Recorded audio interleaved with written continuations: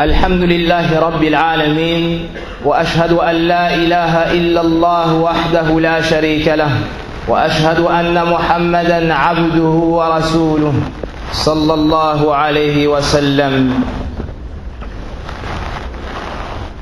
Chers frères, vous savez tous que nous sommes dans les 10 premiers jours du mois du Hajj. Et ce sont, comme nous l'avons cité dans le discours de la semaine passée, les jours les plus aimés auprès d'Allah. Les jours où l'adoration est le plus aimée auprès d'Allah subhanahu wa ta'ala. Il n'y a pas des jours dans l'année où l'adoration est plus aimée auprès de notre Seigneur subhanahu wa ta'ala que ces 10 premiers jours du mois du Hajj. Donc on se recommande mutuellement la crainte d'Allah tabaraka wa ta'ala et d'augmenter nos actions après avoir préservé les actions obligatoires, d'ajouter des actes surrogatoires, des prières, des jeûnes, des aumônes et tout ce qu'Allah subhanahu wa ta'ala aime et agrée.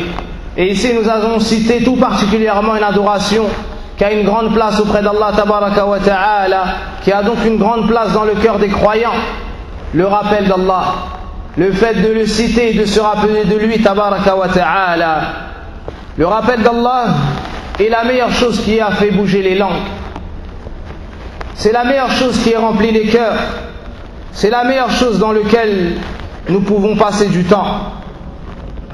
C'est la meilleure chose par laquelle nous pouvons remplir nos maisons et remplir les mosquées d'Allah subhanahu wa ta'ala.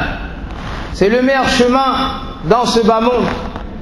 Le meilleur chemin qui t'apportera la sécurité dans l'au-delà. La cause de la réussite et du succès. Allah tabaraka wa ta'ala nous ordonne dans son livre de se rappeler de lui, de nous rappeler de lui, de le louer et de l'invoquer abondamment. Il nous dit: ô vous qui avez cru, invoquez Allah de manière abondante.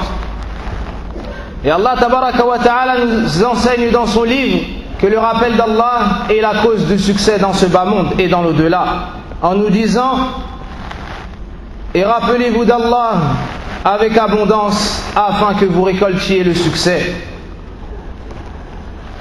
Celui qui invoque Allah avec abondance verra ses péchés pardonnés et ses efforts récompensés. Allah subhanahu wa ta'ala, après avoir fait l'éloge de catégories de ses serviteurs, les musulmans ainsi que les musulmanes, les croyants ainsi que les croyantes, pour finir par ceux qui invoquent Allah, ceux et celles qui invoquent Allah avec abondance, il nous dit à la fin de ces versets: Allah a préparé pour eux un pardon et une récompense immense. Donc celui qui invoque Allah avec abondance verra ses péchés pardonnés et récoltera le succès et aura une grande récompense auprès d'Allah subhanahu wa ta'ala. Le rappel d'Allah est l'action la plus aimée auprès de notre Seigneur subhanahu.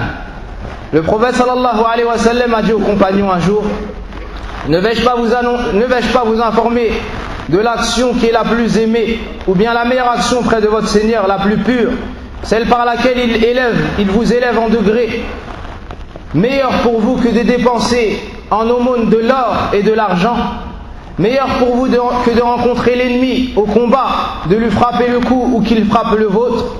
Ils répondirent bien sûr au messager d'Allah. Il leur répondit: le rappel d'Allah. Zikrullah, le rappel d'Allah, est donc meilleur que toutes ces actions citées. Avec le rappel d'Allah, tu redonneras vie au cœur qui est mort et tu soigneras celui qui est malade. Le prophète sallallahu alayhi wa sallam nous dit l'exemple de celui qui invoque Allah, ou bien la différence qu'il y a entre celui qui invoque Allah et celui qui ne l'invoque pas est semblable à la différence qu'il y a entre le vivant et le mort. Celui qui invoque Allah est vivant et celui qui se détourne du rappel d'Allah est mort. Il n'y a donc pas de vie où la personne goûtera au bonheur et au délice si ce n'est dans le rappel d'Allah subhanahu wa ta'ala. Celui qui s'éloigne d'Allah tabaraka wa ta'ala sera éprouvé par la mort du cœur avant d'être éprouvé par la mort du corps. Wal'iyadu billah.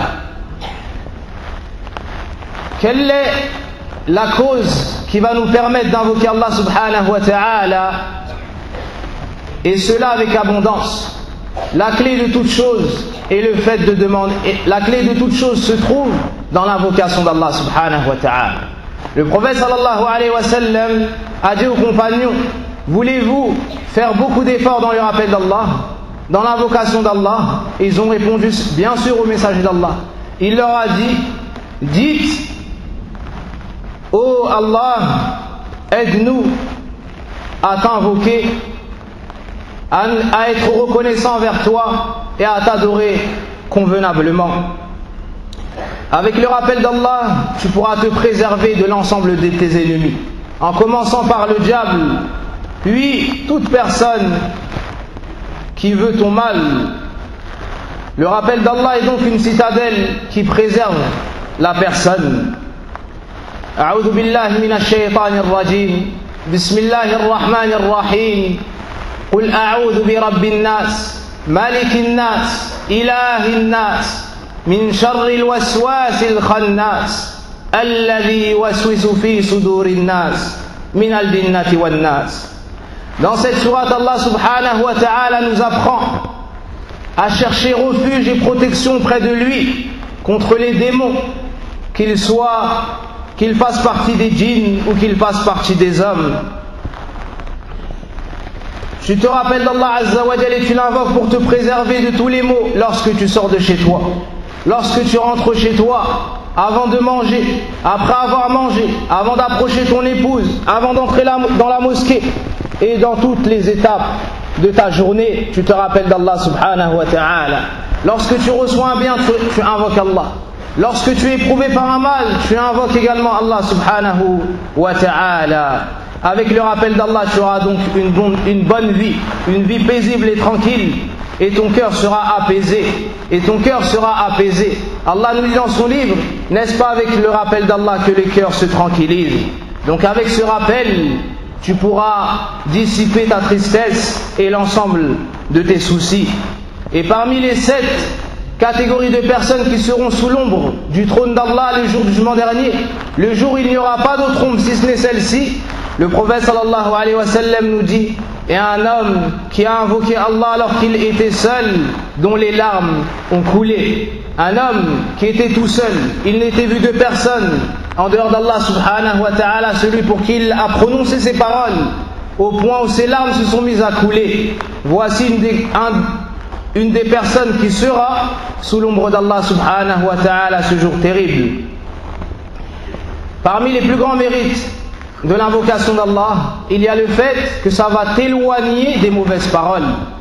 Sachant que le prophète sallallahu alayhi wa sallam nous dit qu'une des plus grandes causes de l'entrée en enfer des serviteurs est la langue. Et est-ce qu'il y a une chose qui va projeter les gens sur leur visage dans le feu de l'enfer, si ce n'est leur langue? Kada qala an-nabi sallallahu alayhi wa sallam. Celui qui est occupé à dire subhanallah, alhamdulillah, à lire le Coran, il n'aura pas le temps de dire de mauvaises paroles. Il n'aura pas le temps de parler sur son frère. Il n'aura pas le temps de rapporter ce qu'il a entendu à un autre groupe afin de semer la zizanie entre eux, ce qu'on appelle al-namima, le colportage. Il n'aura pas le temps de mentir. Il n'aura pas le temps d'insulter et de manquer de respect à ses frères et aux créatures d'Allah subhanahu wa ta'ala. Et parmi les plus grands bienfaits de l'invocation d'Allah dans ce bas monde, il y a le fait que lorsque toi tu invoques Allah et tu cites Allah, Allah te cite et parle de toi. Dans une assemblée meilleure que la tienne, Allah nous dit dans son livre: et rappelez et invoquez-moi, je vous citerai. Lorsque tu parles d'Allah tabaraka wa ta'ala, ton créateur, sache qu'il parle de toi. Il parle de toi dans une meilleure assemblée que la tienne. Le prophète sallallahu alayhi wa sallam nous enseigne que le rappel d'Allah et son invocation est une cause pour être sauvé du feu de l'enfer, en nous disant: il n'y a pas une action qui sauve plus le fils d'Adam du châtiment de l'enfer que l'invocation d'Allah. Il n'y a pas une action qui sauve plus le fils d'Adam de l'enfer que l'invocation et le rappel d'Allah. Et on va citer quelques exemples d'invocations et de paroles qui plaisent à Allah subhanahu wa ta'ala. Et comme nous l'avons cité, nous sommes dans les 10 premiers jours du mois du Hajj, le moment où il nous faut faire des efforts dans l'adoration d'Allah Azza wa Jal et son rappel, car ce sont les jours les plus aimés auprès de lui subhanahu wa ta'ala.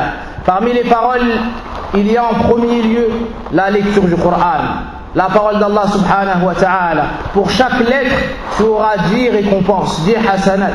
Ce qui signifie que si tu lis un juz, si tu lis environ 20 pages, tu auras environ 100 000 hasanat.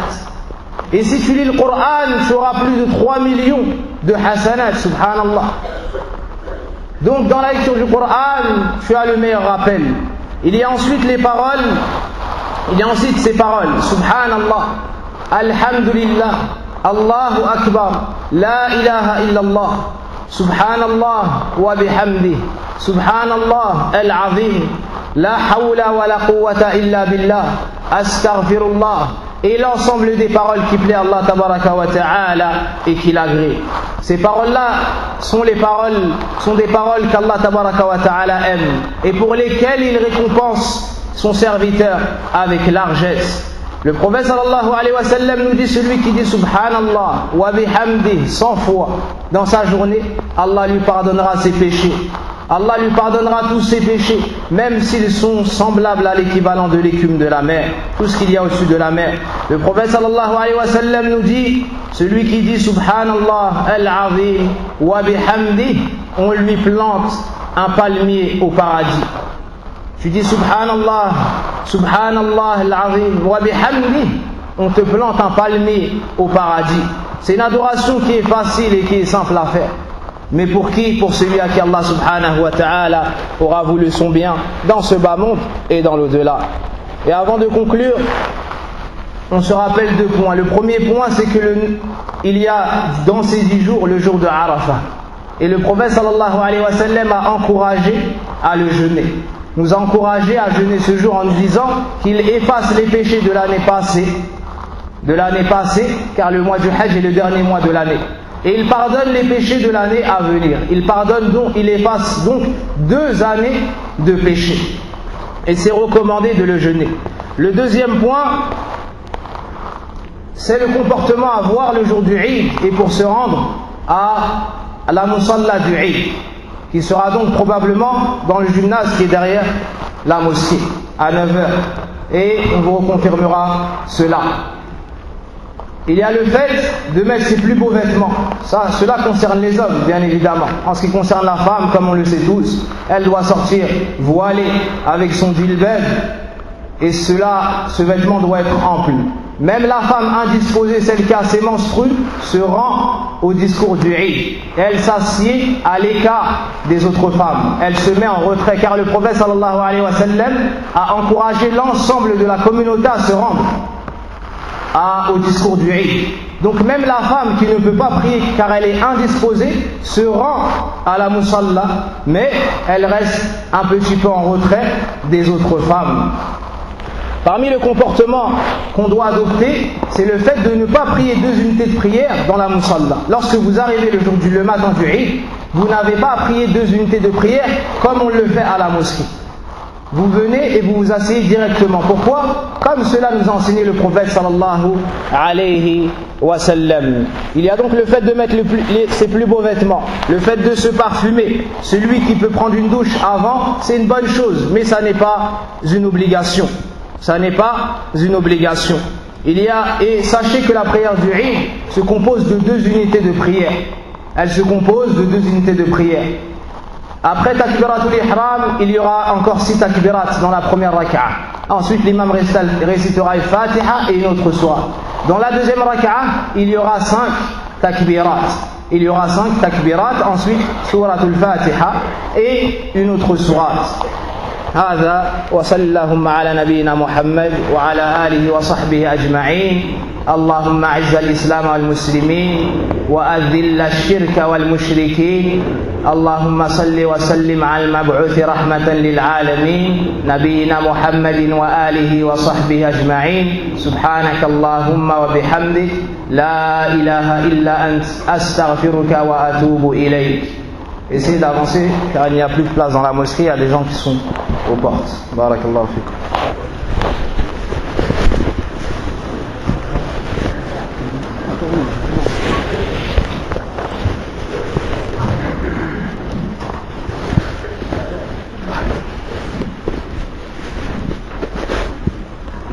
वाले मार दी।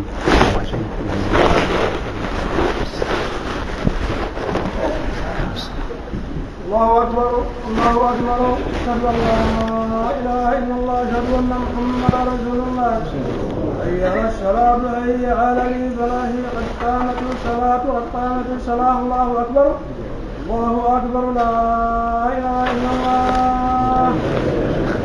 استووا تراصوا هادوا بين المناكب والأقدام وصفوا الخلل في الصف الأول فالأول وما كان من نقص فليكن في الصف الأخير.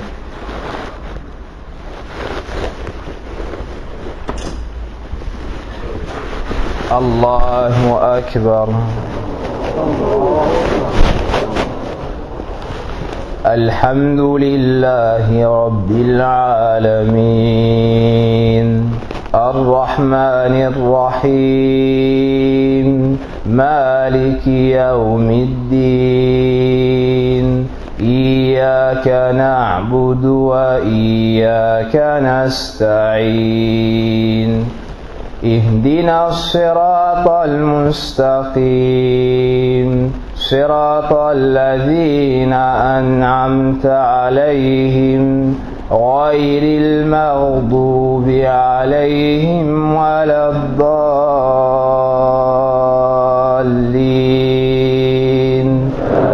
آمين. سبح اسم ربك الأعلى الذي خلق فسوى والذي قدر فهدى والذي أخرج المرعى فجعله غثاء أحوى سنقرئك فلا تنسى إلا ما شاء الله إنه يعلم الجهر وما يخفى ونيسرك لليسرى فذكر إن نفعت الذكرى سيذكر من يخشى ويتجنبها الأشقى الذي يصلى النار الكبرى ثم لا يموت فيها ولا يحيا قد أفلح من تزكى وذكر اسم ربه فصلى بل تؤثرون الحياة الدنيا والآخرة خير وأبقى.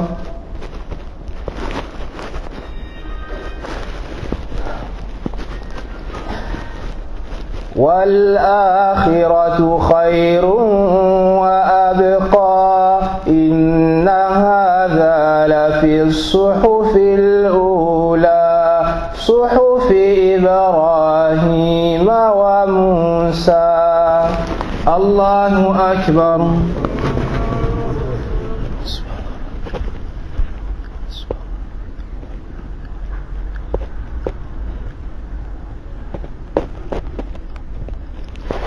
سمع الله لمن حمده.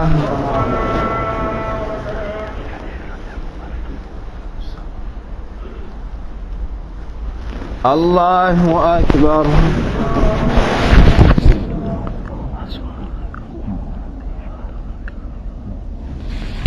الله أكبر.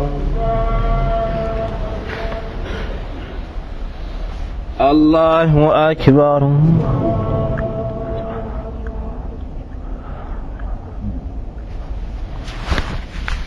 الله أكبر.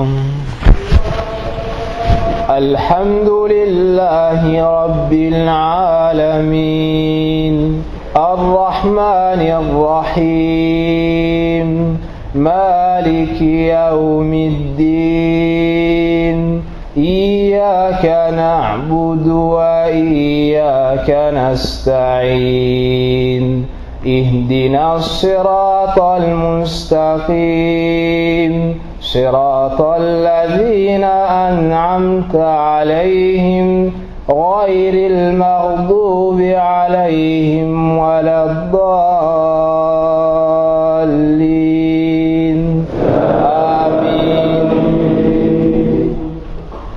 القارعة. ما القارعة؟ وما أدراك ما القارعة؟ يوم يكون الناس كالفراش المبثوث وتكون الجبال كالعهن المنفوش فأما من ثقلت موازينه فهو في عيشة راضية وأما من خفت موازينه فأمه هاوية وما أدراك ما هي نار حامية. الله أكبر.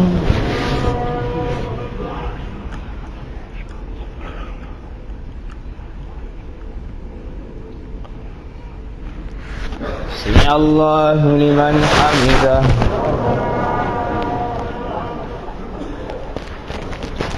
الله أكبر.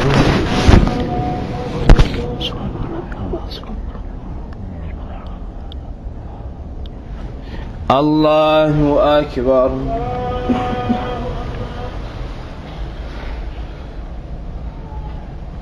الله أكبر.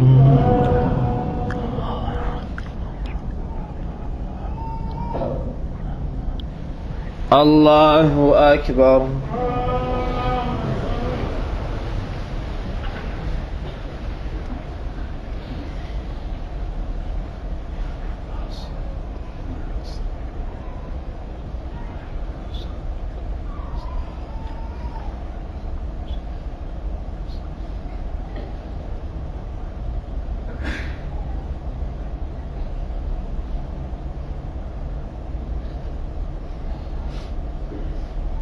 السلام عليكم ورحمة الله.